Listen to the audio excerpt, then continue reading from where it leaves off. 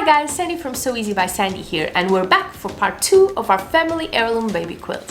For the first part, we made the top, and if you haven't watched that, you can go watch it right after this video. Today we're going to make a quilt sandwich. We have the top and the bottom and the batting in the middle, and we have to bind it all together before quilting to make sure nothing leaves its intended place. And then we will be quilting this precious, beautiful quilt to make sure it lasts, to make sure it gets used for many decades after I'm gone and no one even knows who I was.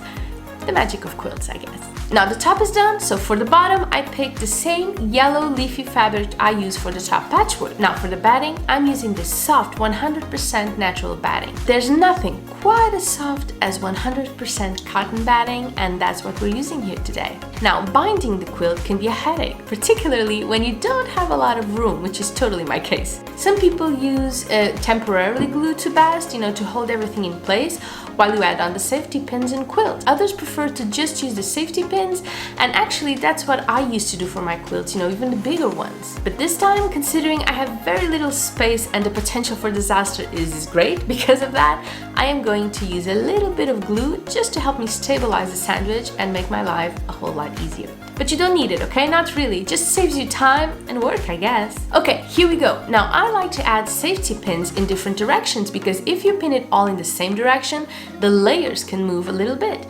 Pinning it in different directions keeps the layers still. And you can use as many or as little safety pins as you want, whatever feels best for you. What you want here is to make sure the 3 layers stay put in the exact position you've placed them while you'll be quilting.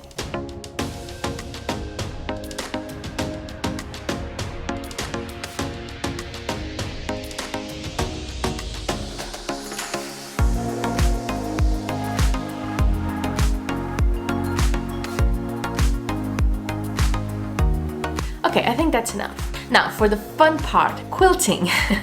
Now I'm a big fan of free motion quilting and I try to use it in every chance I get, really. But in this case, I want to highlight the cute fabrics, so I will be quilting along the wide stripes. And that way the colorful fabric squares will really stand out, Okay, let's talk about quilting. You can use a regular foot or a walking foot for quilting straight lines, and if you were going with the free motion quilting, this is the foot you'd be using.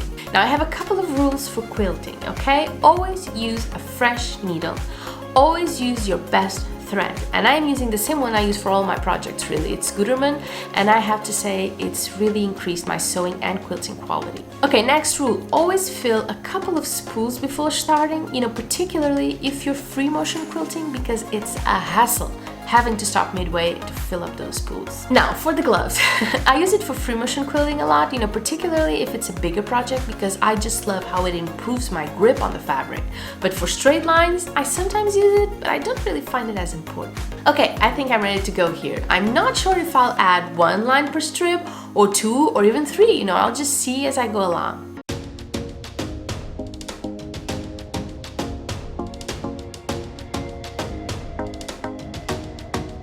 Yeah, I think that's ready. I love the overall effect. Now, we add a frame around the quilt center to hold it in place.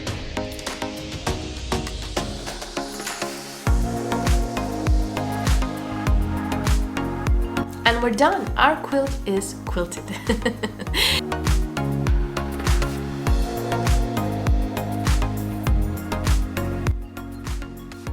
Now next part will be about the binding, so stay tuned, okay? And I'll see you there. Bye bye.